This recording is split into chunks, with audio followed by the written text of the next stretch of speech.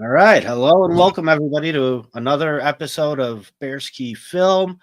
This week we just had some free time, so I figured I'd pop on. We talk a little bit of Bears. You guys know us. If there's nothing new, we don't. We're not going to sit here and kick a dead horse. But in my personal life, I bug the hell out of my friends about their opinions. And this week, I am joined by one of my good friends. I mean, I consider him family, like a brother. Dan the Booger Man is with me, and just a little info about Dan. Lifelong Bears fan, season ticket holder. His family has had season tickets for more than half a century. I've been blessed to be able to go to Bears games because of Dan. And yeah, we've been talking and going back and forth about football and Bears for years. Dan, how you doing, man? Thank you for having me, Paul. Yeah, of course, man. Thank you for joining. Go Bears. Go Bears, man. Go Bears. And so, yeah, like I said, dude, I've been asking people some of the same questions and just trying to get everybody's opinion. And, let's start with the draft, right? So, first pick in the draft at pick 10, Colston Loveland tight end. Dan, I went back and checked last before last year, last 10 years before that, there's only one tight end that had 1,000 yards his rookie season. That was David Njoku for the Browns, I believe. And then last year we had Brock Bowers do it again, right? So in the last 11 years, there's been two guys.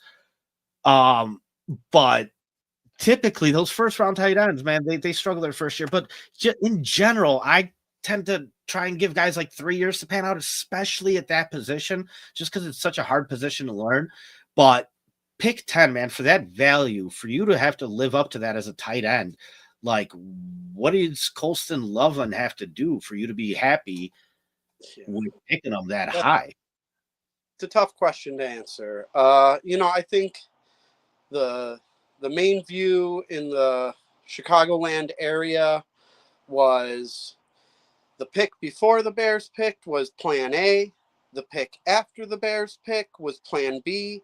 You got caught in a love story with a tight end where tight end is a wine. It ages. It can age very well, or it could be rotten grapes. This guy's got tools outside the wazoo. You know what I mean? This guy can catch. He can route run. Yet to see what he can do as far as a blocking skill set, but that's something that is a development. Like I said, an aged wine. He'll be a third down guy. He'll be a guy that's probably going to be filling in for Keenan Allen and possessions, possession downs. He's a possession down type of guy. He can run vertical routes. He can run sideline to sideline horizontally on routes. He gets open. You don't need to throw him open, right? So that'll be another good thing to see. I would be critical of a top 10 tight end on that decision with as many positions that still need filling, as well as the depth we need to fill those positions with behind. Ultimately, with this new coaching hire, we're pretty much just right to what Ben Johnson was saying. Stripped down to the studs. We're going to build something new. Hopefully it'll be innovative, right? Because it's not Detroit. We're not in Detroit. We're in Chicago. So we need a Chicago name behind our Chicago style football. Definitely, man.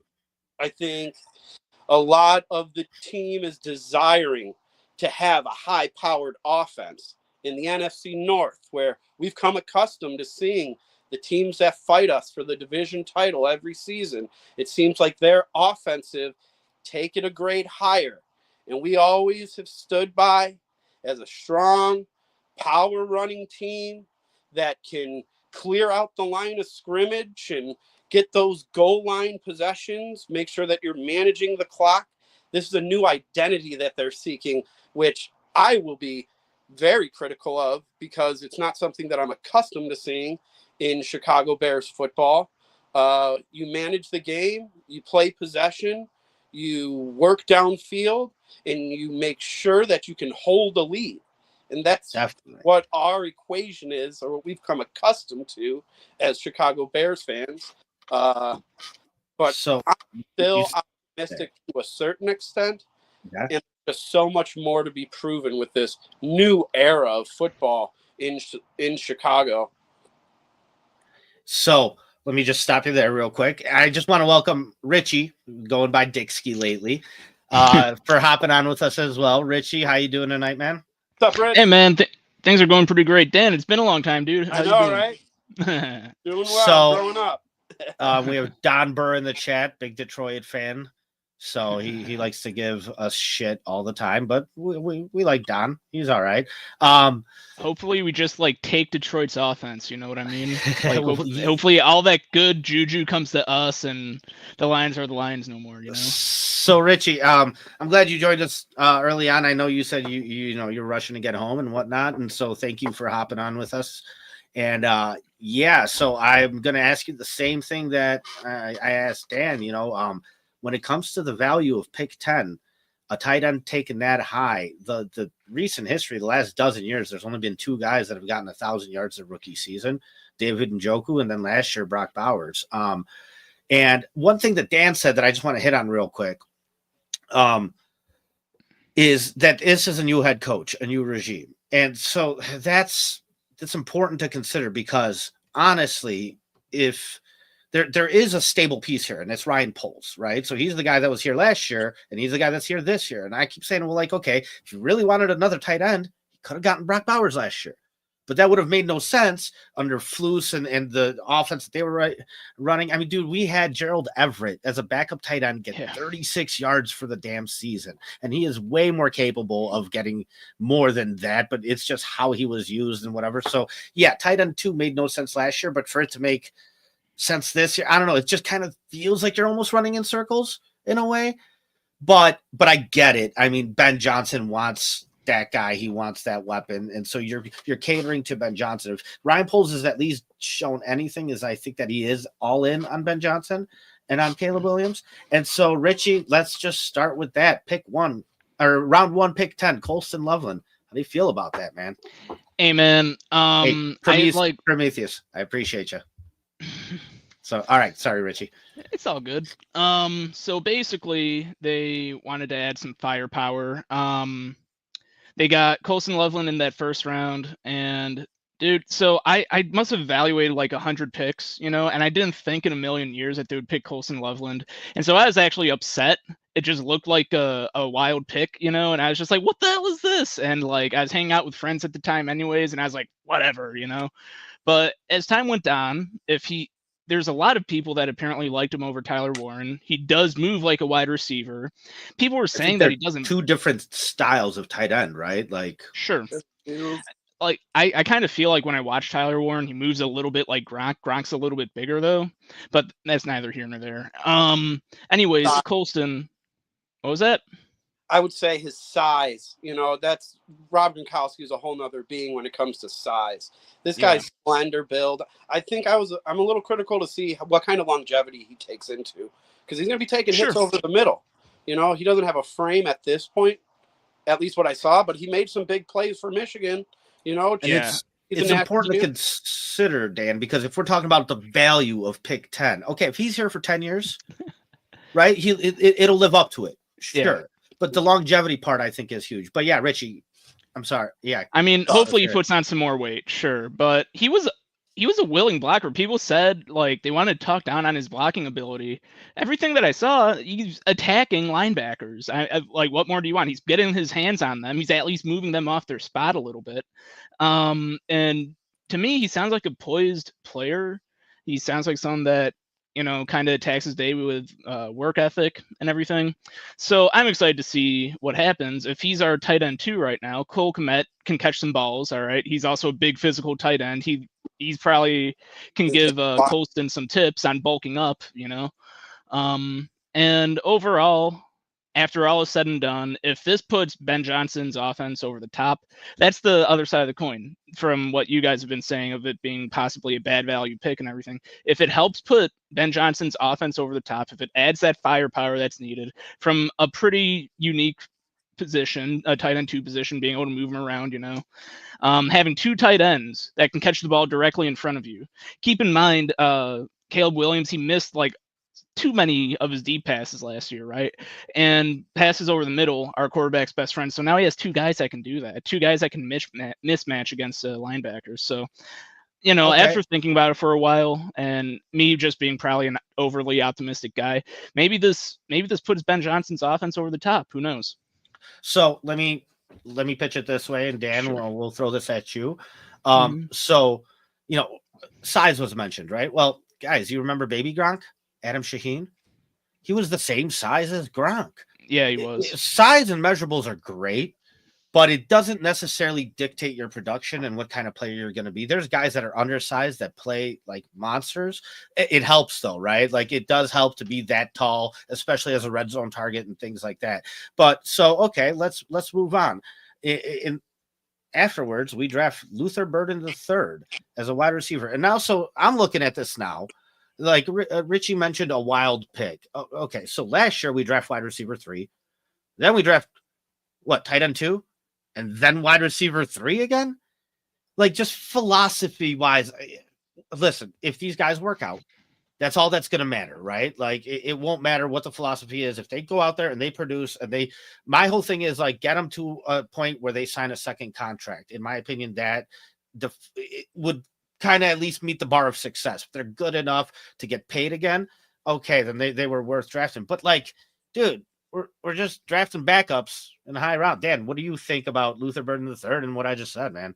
Well, the first con would be targets. Where are all these targets going, right? We got weapons everywhere now at this point. All pass receivers, as well as guys out of the backfield that can catch the ball, which that's another question is who's running the ball. Luther Burden shows big play, right? He's a guy that's going to work down the field, make sure, again, vertical routes, run after catch, bursting through tackle. I think, again, depth. That's a position that they're pretty much saying along the season there's going to be injuries. We need guys to back up those guys that are going to be out because there are going to be players that are out, as well as like bringing in other, like Zacchaeus as a free agent. They're trying to bulk up on weapons in the case that it's worst case scenario. We got nobody to throw the ball to. You know why? Because I've seen that when they were running Earl Bennett out there and Brandon Lloyd, just whatever bodies we can get out there, throw them out there. And it wasn't a good looking season. They want to be able to at least back up in the case that they have a plan, so to speak, in the case that depth is. But hopefully this kid shows out his potential, works to get that starting role, and he's a major factor of where we're moving forward. These guys are, first, the Loveland and Luther are guys that show high potential, but a lot of close eye to how well they develop, right? I would be closer on Loveland to in time. He's not going to make a big burst coming off his rookie season. I would think like Loveland is something, like I said, an aged wine. Something will get better in time. Like you said, he shows some initiative to blocking. Now let's see if that technique develops into it. Luther will be a guy that hopefully can start off 50 reception guy, right? With this amount of weaponry, because you're expecting DJ Moore and Roma Dunze are going to have more lucrative seasons as well because they won't be feeding into Keenan Allen. And again, third down, is this guy a possession guy that's going to convert when the ball comes down to him? Because in the NFC North, if you're not converting third down, you're not winning games. Richie, let me toss this your way. So, I tend to think that like typically you want your higher round picks to be more of an immediate impact to your football team right away. I mean, that's why you pick them high. But the name of the game is longevity, right? Like, so that's the thing. I understood the Rome pick, even though I didn't like it last year. Wide receiver 3. Yeah. So, I think Crimson mentioned he may be wide receiver 1 by the end of the year. Sure. But that was a pick then for the future, not necessarily for last year. And what we saw last year is we saw weapons. We just couldn't block to get the rock out. You know what I mean? We couldn't move the ball around because there was no blocking. And so, okay, we're doing it again, maybe. But regardless, what do you think of Luther Burden III, Richie? It's apparent to me the Bears didn't want to. When you say immediate need, that screams offensive line, and it's apparent to me the Bears wanted to make sure to try to get who they thought was the best guy off the board. And by many people's accounts, and also my account, Luther Burden was probably the best guy on the board right there. Someone that hopefully can start in the future. That's what you want in the draft. What, you're going to draft someone to only play well for 3 years or something? No. Hopefully you get to hold on to them, you know? So can I just say something? Yeah, So go me ahead. personally, I tend to try and balance best player available versus need because I think both are very important. Mm-hmm. And I understand that a lot of people are just like, no, best player available is the way to go. And sometimes that works out. But I do think you still need to address needs. And I think it depends on the position that the team is in. I think being able to just go and pick best player available is a luxury when you don't have many needs. But sorry, just want to throw that in there. My 2 cents. Sure. Yeah. And the Bears, if anyone thought they were lacking firepower last year, they made sure to add some for Ben Johnson to do things with. Dan brought up depth, that guys get injured all season. They certainly do. And normally I would be thinking about our offensive line. And also in the early rounds, I typically think defensive end when I think of like premium positions. Who do you want? Because there's a lot of defensive ends and pass rushers in middle rounds that don't pan out. So you normally want to go for who you think is the best guy in the first 2 rounds. And it's the same thing with offensive tackle. And then maybe you can throw a wide receiver in there if you really think that they're gonna score for you. It's that everyone's going to have their own formula, the Bears included, the Bears whole front office included. And if we're talking about need versus best value on the board, I think the Bears they hit it out of the park. You want a high powered offense, right? Yeah. I want that, right? So Dan, moving on from that, I'm not going to spend too much time on the rest of the picks just because, later round guys and whatnot. We drafted tackle, right? Hopefully left tackle, and then defensive tackle. Now, me personally, philosophy-wise, I wish those 2 would have been the first 2 picks, just position-wise. But regardless, any thoughts on Ozzie Trapillo or Shamar Turner or any of the other draft picks that might excite you before we move on to talking about the season and what we think they're going to do? Paul, you know me as a pretty optimistic guy. I mean, that's just me.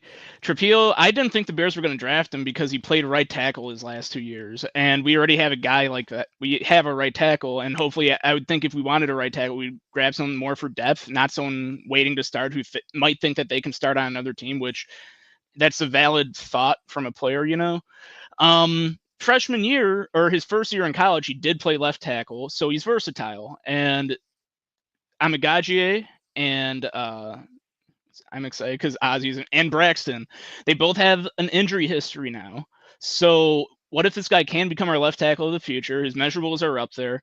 It's something to be excited about, and you can't call these things ahead of time. No one's a wizard, but we got an athletic dude that doesn't have an injury history, who apparently let up only 2 sacks the last 2 years. Okay.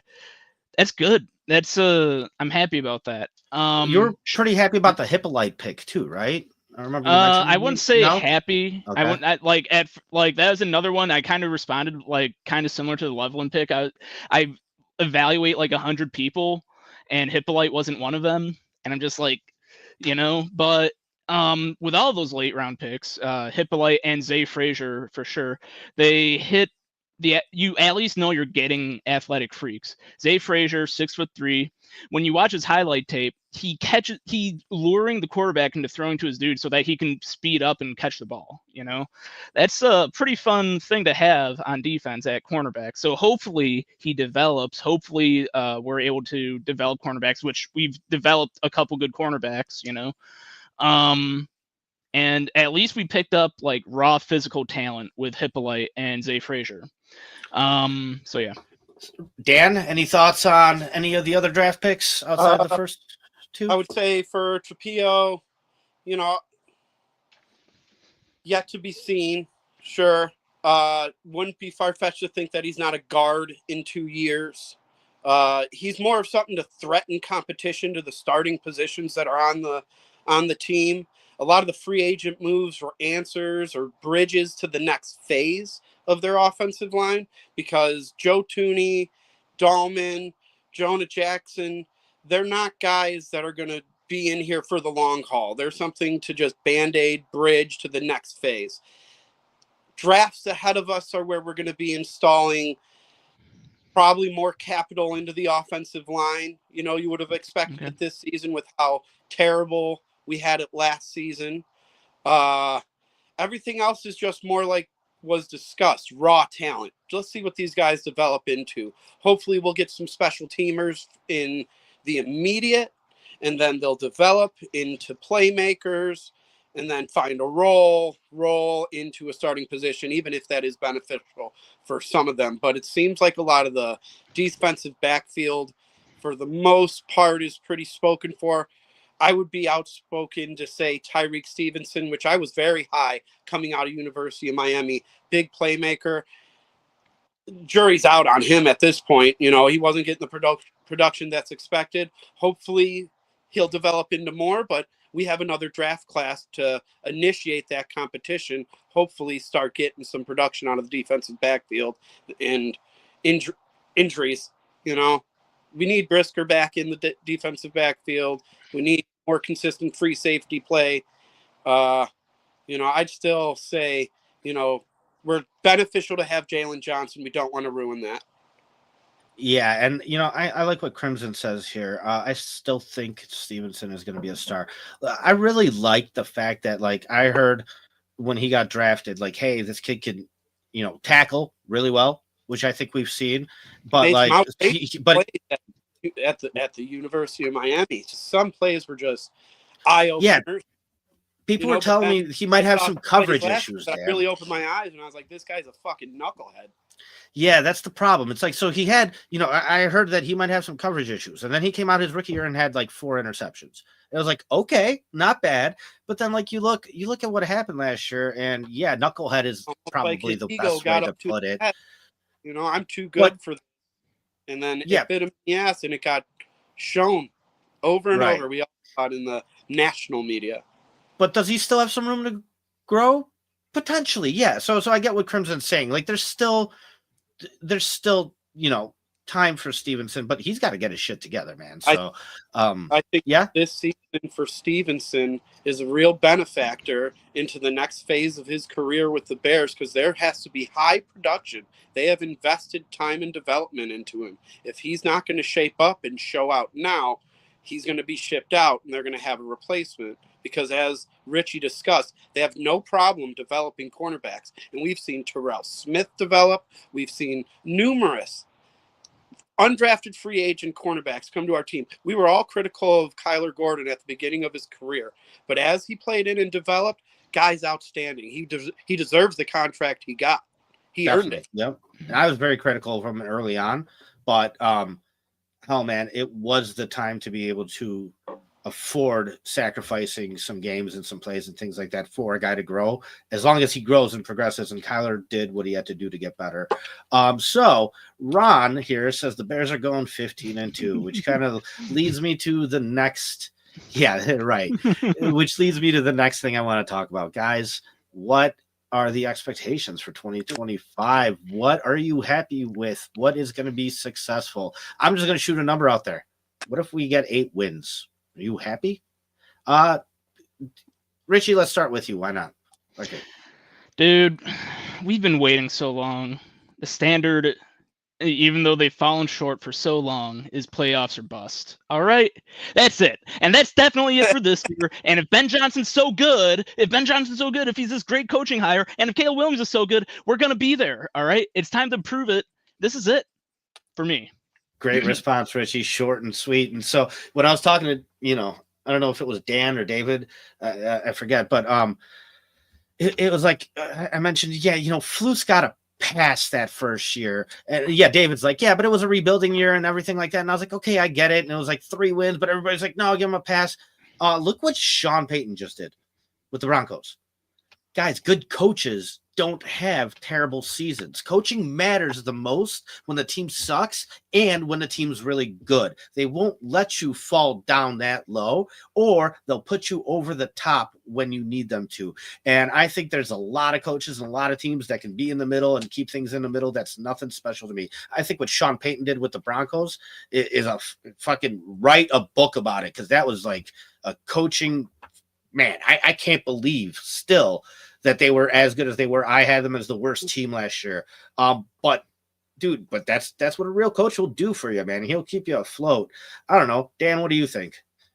You know, the thing is, as a head coach, Ben Johnson's unproven. He's been able to make these innovative offenses using multiple tight ends and looks out of the backfield. It's yet to see how he's a leader of men.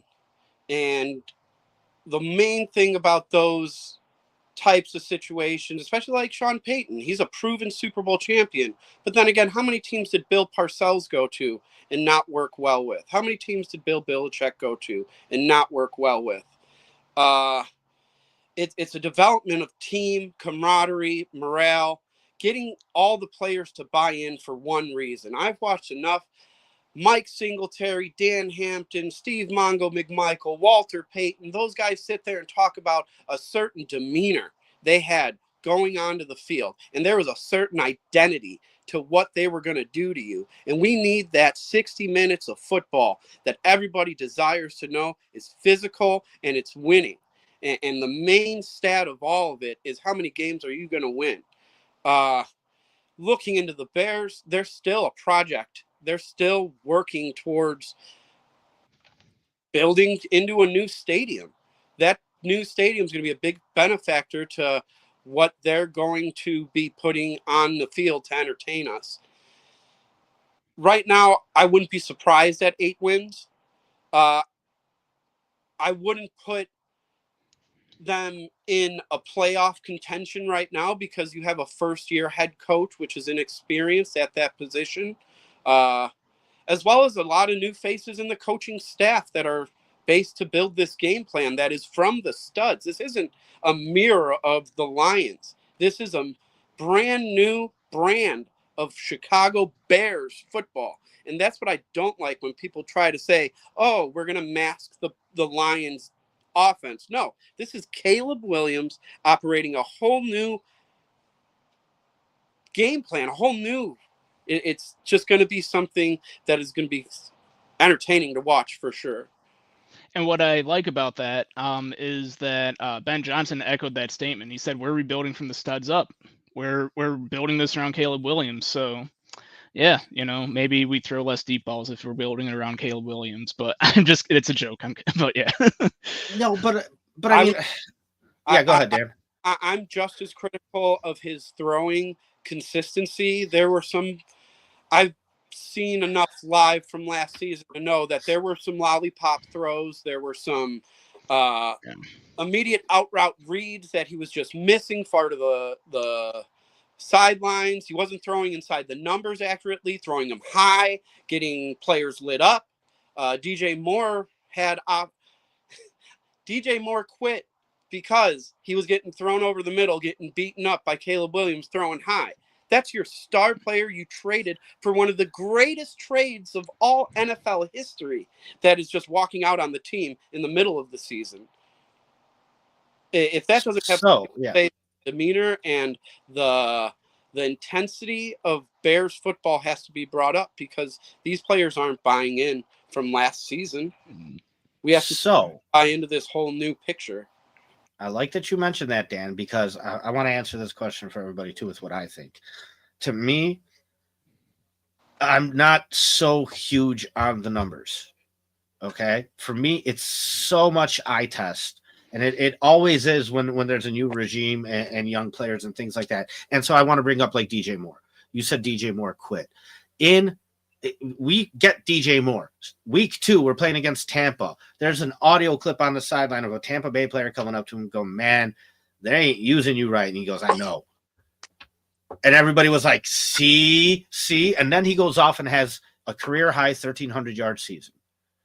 And everybody's like, oh, well, no, you're not. That doesn't matter that he had a 1,300-yard season. You're not using the guy right. Both can be true. He can still go out there and get those yards. But like you said, Dan, if you're throwing them dead, like these guys, the attitude you saw from these guys, from veteran players who are typically good character players, like DJ Moore, I never thought you'd have a problem with his effort, but you did.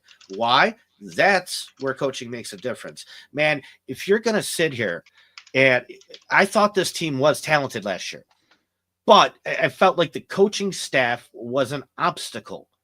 It was, the calls were not coming in on time.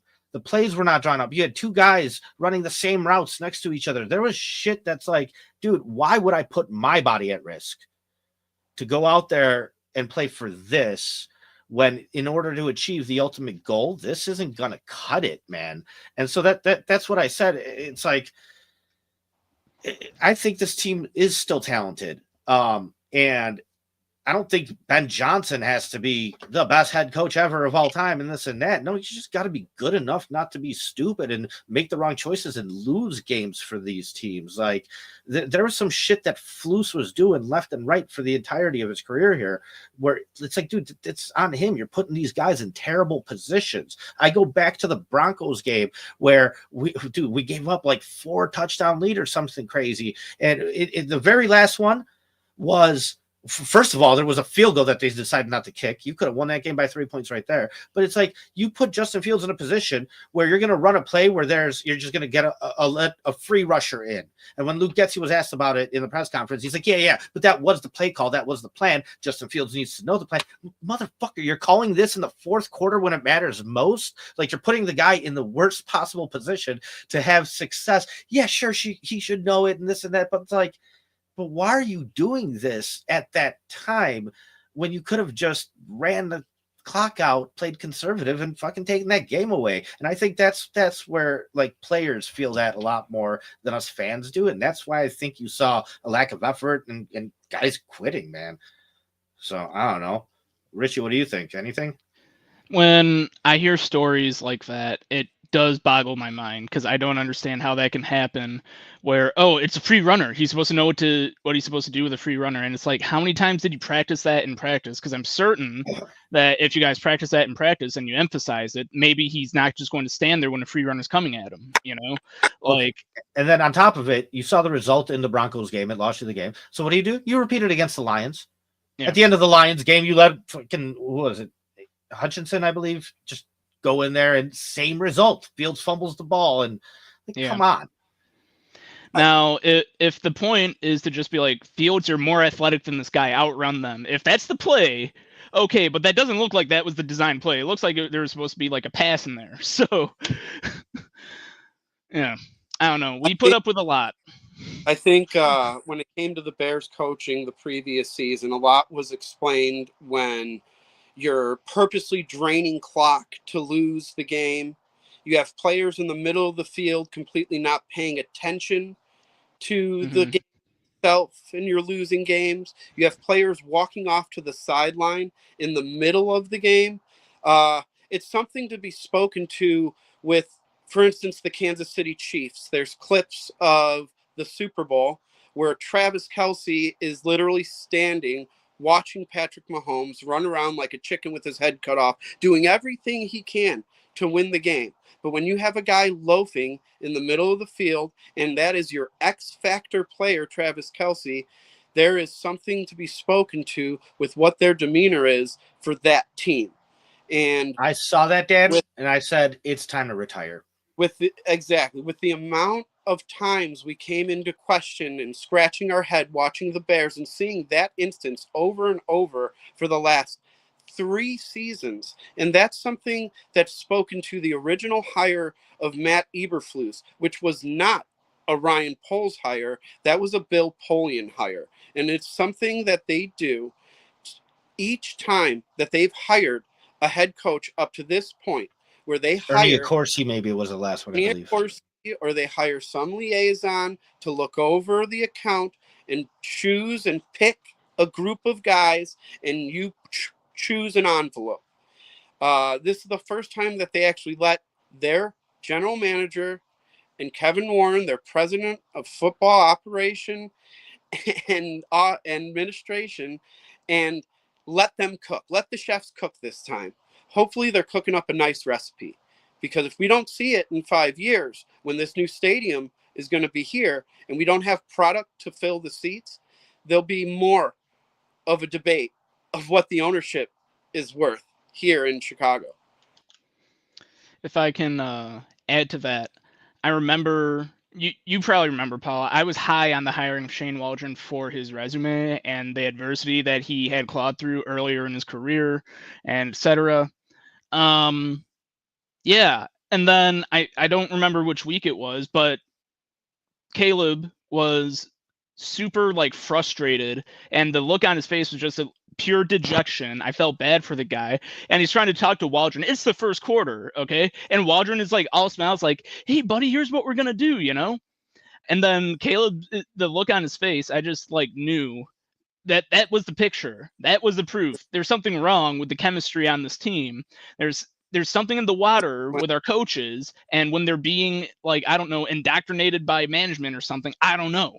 Like, it was such a weird, it's a weird thing to observe that they all just become extra happy and go lucky, and like, and I don't get it. I like on offense with the hires they've made in the coaching staff, they got some fire starters. You know, Bieniemy's no joke. Antoine Randall's no joke. They're not going to take no fucking slouches. They're going to make sure that they get a brand of football out there. They want to get their name known. And there's only one way you're going to get your name known in this league, and that's innovating, progressing, and they have the greatest opportunity to do this with the weapons at their hand. And not every team's going to give you the opportunity to say, hey, we're starting from the beginning. Do what you want. You know, there's an expectation to being a Steelers coach. It's why they're there for so long, right? Mm-hmm. I don't think Mike Tomlin had to walk into something that was like, okay, we're going to do something new. No, you knew what you were getting when Chuck Noll came in, right? Bill Cowher had something installed for you. And, you know, that was one of my concerns with Ben Johnson, which is why I was leaning more towards Mike Vrabel. However, to my surprise, I think he's put together a much more experienced staff than I thought he was going to. Getting Dennis Allen over here and stuff like that, like, I think that's huge. I thought we were kind of going to see more of what we were seeing with, you know, Eberflus, where it's like, oh, Luke Getsy. Well, he was never an offensive coordinator, but you're sitting there picking at the scraps because, well, you don't have a coaching tree. You don't have anybody. You're not established in the league. And even though Ben Johnson's not very established in the league, it does seem like some of these other coaches want to come here and I think a good thing with Dennis Allen is that he's not a conflict in interest to the staff that's here.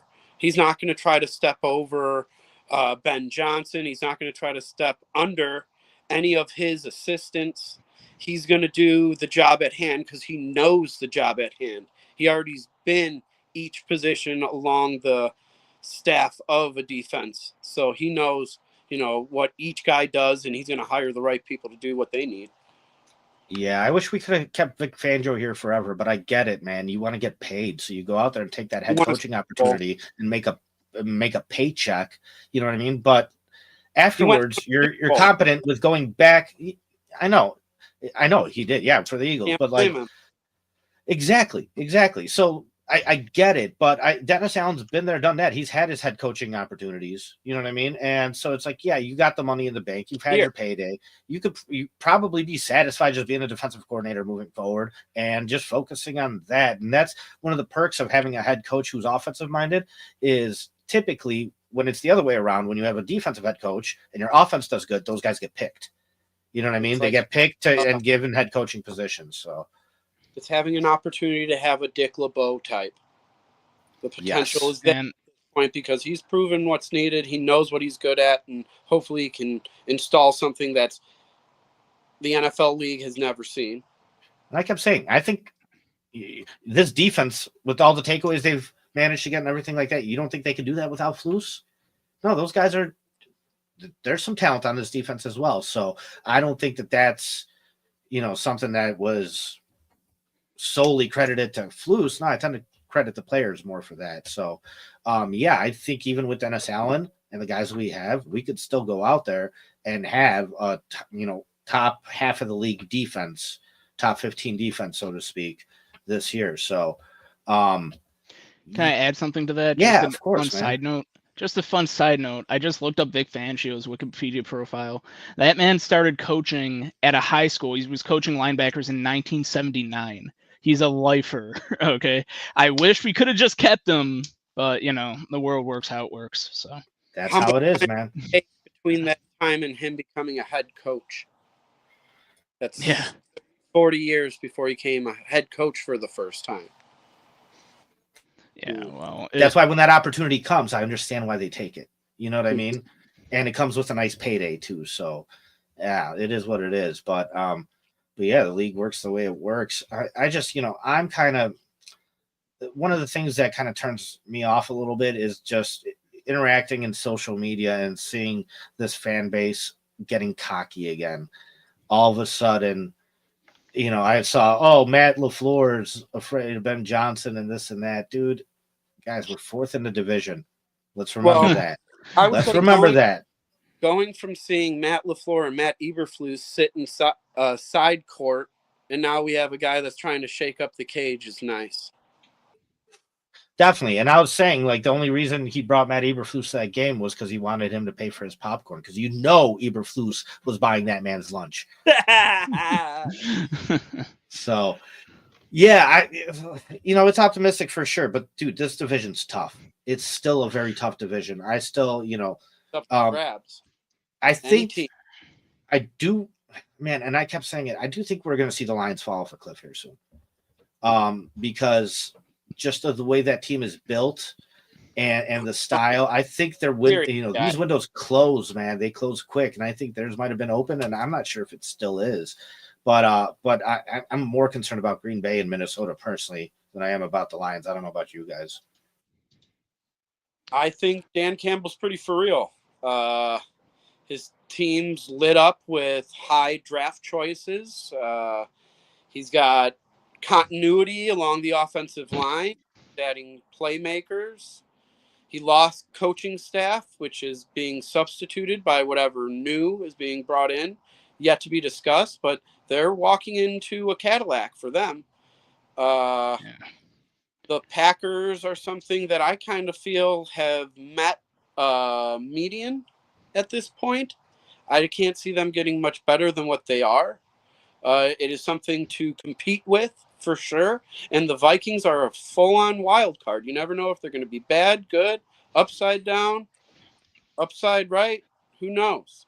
Who's their quarterback? Is it still Darnold? No. McCarthy, AJ, another Michigan man. Okay. Another Yeah. Wolverine. I've been waiting for the Vikings to be bad, and they're just not. I mean, They're just a wild card. I don't understand it, but yeah. Richie, what do you feel? I'm expecting Aaron Rodgers, Kirk Cousins, or right.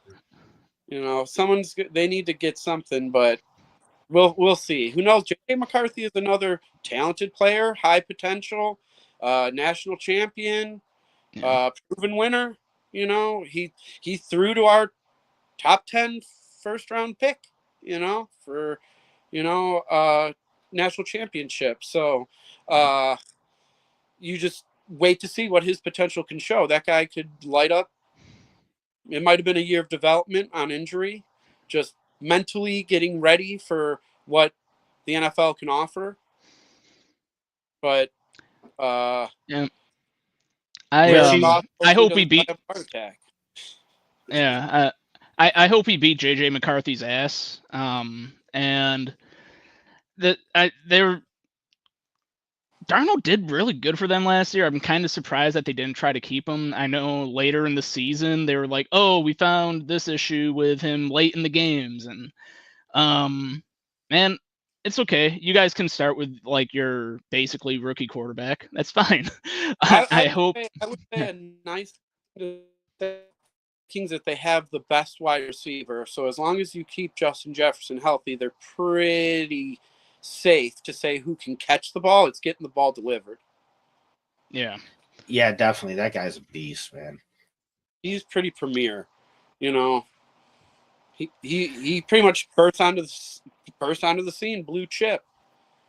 Yeah, it's the green, black, and blue division, right? And so we still beat these teams multiple times in the past couple of years, and that was when we were at our worst. So me, being way too optimistic, I'm kind of hoping we follow through this season on a few more games. And like I said, playoffs are bust. So Yeah, no, I hear you, man. And we have played our division really, really hard and really, really well. So the opportunity is definitely going to be there. So, just one more question before we wrap it up, I think. But looking at this roster now, after all is said and done, where do you think the holes are still?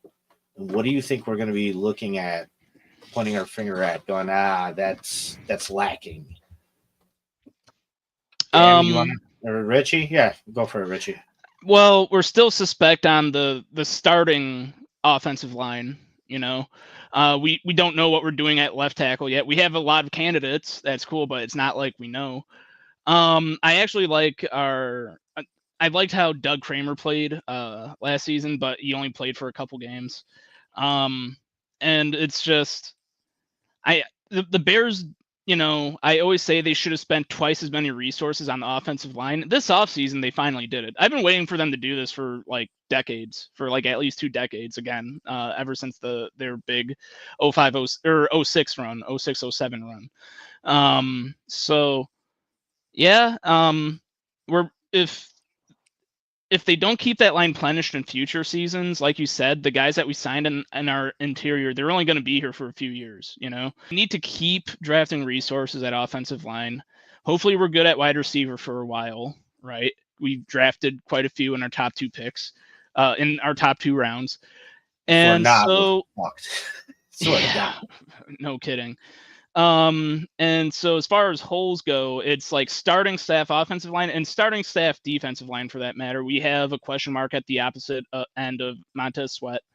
And our team's very experienced with platooning our interior defensive line. So they basically have like 3 waves of guys that hopefully they can trot out, like 3 different platoons they can trot out on that interior defensive line. So really, it's that opposite defensive end. But they tried to get a number of guys at that spot. So and Shamar Turner figures to be a defensive tackle. That's what the coaching staff said. They've said that multiple times.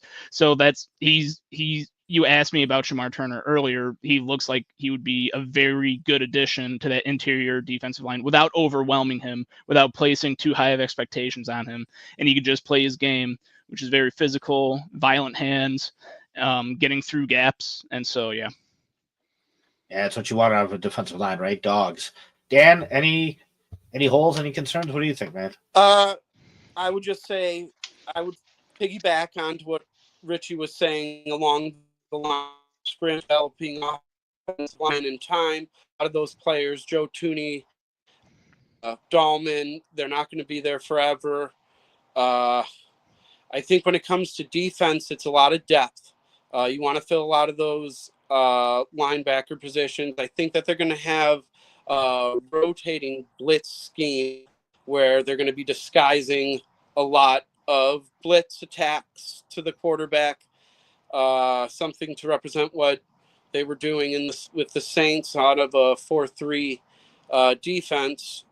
I think a lot of it comes down to what the coordinators are going to coordinate. What are the plays going to function like? Because it is going to be all brand new. We don't know what their game plan is going to be.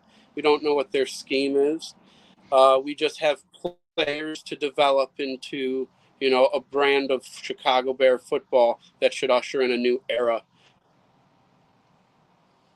Yeah, Dan, you're starting to break up a little bit, but yeah, no, I hear you, man. And so hopefully that era is nice, good, exciting, fun to watch, man, because we deserve it. Been through too many down years to where this thing has to turn around, and it's got to turn around quick. And I have some patience, not a lot though. You're not going to get many passes from me, at least. I'm still going to be critical as always, and I think a lot of it relies on the quarterback, just like I always do. I think that's the drive. And if Caleb can go out there and produce well with all these weapons and get it done, I think we will see some pretty football. So yeah, fingers crossed. Rookie training camp's going on right now, so hopefully they get these guys acclimated, and then hopefully I'll have some nice content to make some more little highlight videos here and there for all the fans and everybody watching. And so yeah, I don't know if you guys got anything else to add. If not, I think we're gonna wrap it up. Go Bears. Go Bears. I was just going to add, I'm pretty sure Aaron Rodgers just doesn't want to do off-season workouts, so he's just kind of kicking the can down the road for where he's going to sign. 100%. He's a piece of shit, Richie. Totally bumming it. Yep, as always, fuck Aaron Rodgers. God damn, I hate that guy so much. But yeah, all right, man. Guys, thank you. At the drop of a dime, too. Thank you guys for joining me. I just want to, like I said, get some opinions out there and just share them with everybody and just see, because a lot of people are very high and I'm not there yet. I think, we might see a stepping stone here, but yeah, it's good to hear different opinions and different expectations and whatnot. So yeah, go Bears, bear down, and have a good night, everybody. Hell yeah, bear down. Bear down. Go Bears. Come on.